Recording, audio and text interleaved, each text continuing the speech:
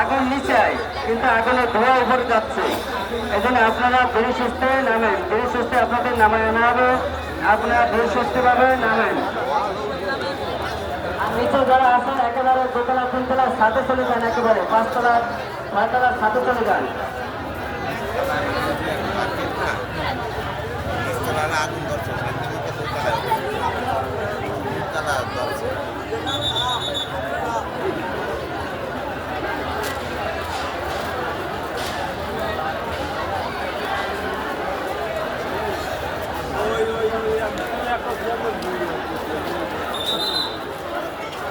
ইনশাআল্লাহ।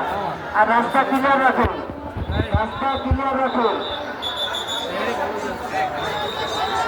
আপনাদের সকলকে নামিয়ে আনা হবে, পরিস্থিতিভাবে নামেন। আপনারা বলতে পারেন, আল্লাহকে সবর করেন এবং কাছে বলেন লা ইলাহা ইল্লা আনতা সুবহানাকা ইন্নী কুনতু মিনাজ জালিমিন। লা ইলাহা ইল্লা আনতা সুবহানাকা ইন্নী কুনতু মিনাল্লাহকে ডাকেন।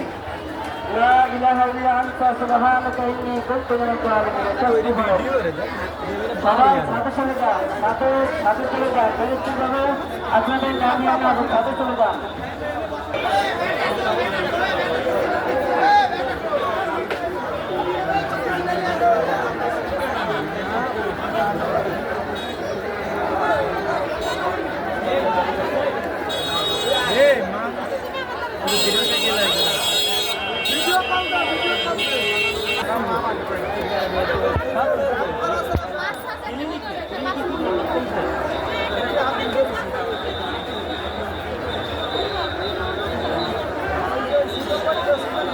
আল্লাহু আকবার, আল্লাহু আকবার, আল্লাহু আকবার, আল্লাহু আকবার।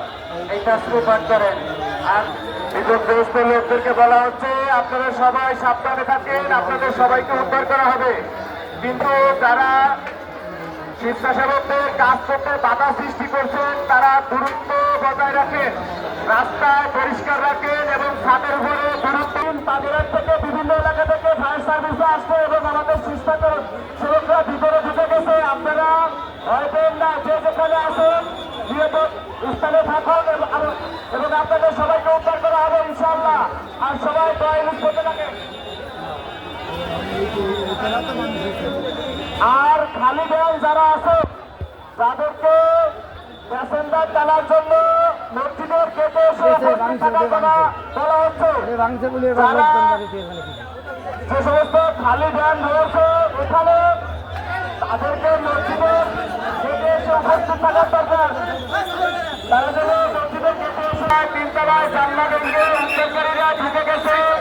আপনারা হতাশা হবেন না, সবাইকে উদ্ধার করা হবে। নিরাপদ স্থানে সবাই থাকুন। আর স্বেচ্ছাসেবকদের কাজে বাধাগ্রস্ত করবেন না, সবাইকে অনুরোধ করা হচ্ছে। সেনাবাহিনীদের